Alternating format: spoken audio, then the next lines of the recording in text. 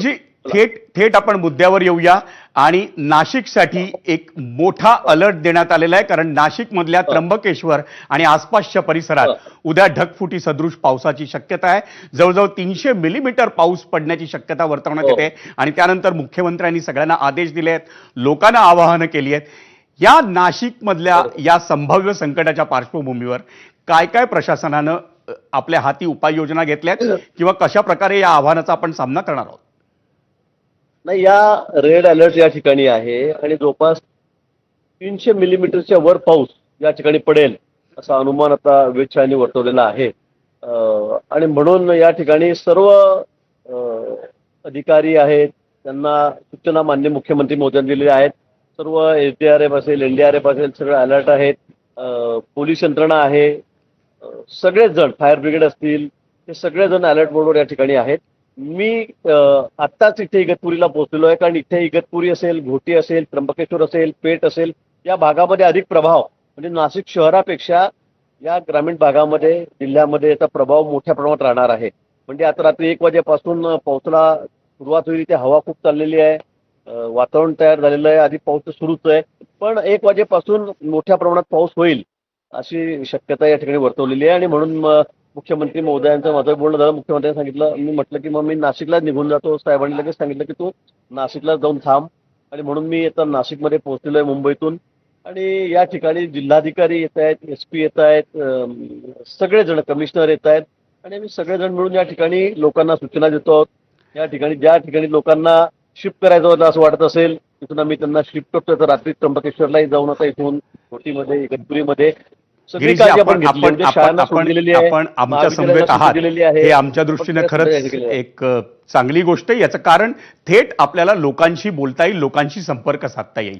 नाशिक मधली किंवा नाशिकच्या आसपासची जी मंडळी आहेत, ज्या भागात या ढगफुटी सदृश पावसाचा अधिक परिणाम होऊ शकतो, धोका आहे, तिथे त्या मंडळींना जर तुम्हाला काही सांगायचं असेल तर तुम्ही काय सांगाल? सॉरी, मला ऐकू नेटवर्कचा थोडा प्रॉब्लेम आहे इकडे, काय परत?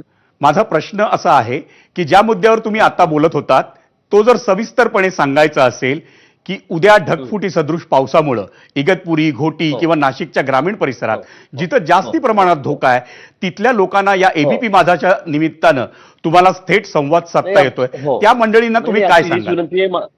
माननीय मुख्यमंत्री महोदयांनी सांगितलेलं आहे, त्यांनी विनंती केलेली आहे की बाबा उद्या विनाकारण घरच्या बाहेर पडू नका। आम्ही शाळा आहेत, कॉलेज आहेत, ऑफिसेस म्हणून सांगितलंय की घर बसूनच आपण काम करावं। सगळ्या ठिकाणी मी सुट्टी जाहीर केलेली आहे आणि लोकांनी विनाकारण बाहेर जाऊ नये। हा भाग कसा आहे, अतिशय निसर्गरम्य असा भाग आहे, इगतपुरी असेल, घोटी असेल, त्र्यंबकेश्वर असेल, पण बाहेर पडू नका उद्या।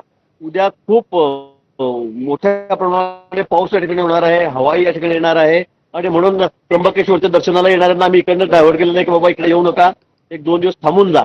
इथे वॉटरफॉल चांगले आहेत, खूप चांगला निसर्ग आहे, पण उद्या पर्यटन बंद, 1-2 दिवस बंद करा, हे आम्ही त्यांना सांगितलेलं आहे। आणि मी सगळ्यांना विनंती करणार आहे की उद्या अजिबात घराच्या बाहेर पडू नका, कारण 300 मिलीमीटर म्हणजे आणि कमी वेळेमध्ये तो पडणार आहे, त्यामुळे ही परिस्थिती गंभीर होईल कदाचित।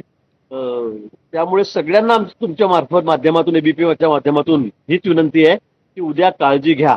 1-2 दिवस आपण जर काळजी घेतली तर अधिक बरं होईल, अन्यथा मग अशा दुर्घटना घडतात, आपण बघतात। म्हणून प्रशासनाला सहकार्य करा, आम्ही तुम्हाला शिफ्ट करतो, चांगले सुरक्षित स्थळी शिफ्ट करू, काही ठिकाणी करावं लागणार आहे ते आम्ही त्या ठिकाणी करतो। सगळं यंत्रणा रात्रभर आज अलर्ट मोडवर आहे, मी स्वतः त्यांच्याबरोबर या ठिकाणी आहे। आपण कालही पाहिलं, मानखुर्दला मी रात्री नाशिकहून निघालो आणि 1 वाजता तिथे पोहोचलो, 3 वाजेपर्यंत मी मानखुर्दला सुद्धा त्या अपघातस्थळी होतो, ज्या ठिकाणी बिल्डिंग पडली त्या ठिकाणी। सकाळपासून पुन्हा 8 वाजेपासून बाहेर आहे। माननीय मुख्यमंत्री महोदय 24 तास फोनवर अवेलेबल आहेत, सूचना देत आहेत, आम्ही त्यांना काय काय असेल परिस्थिती सांगतोय, कानावर टाकतोय त्यांच्या। आणि सर्व प्रशासन, NDRF, SDRF, सगळेजण, पोलीस यंत्रणा आमची महत्वाची आहे, महसूल यंत्रणा आहे, सगळेजण या संकटाला सामोरं जाण्यासाठी आम्ही आता तयार आहोत, सिद्ध आहोत, हे आपण बघतात। आणि आम्ही कुठल्याही परिस्थितीमध्ये उद्याच्या संकटाला या ठिकाणी कसं पेलायचं, कसं ते आव्हान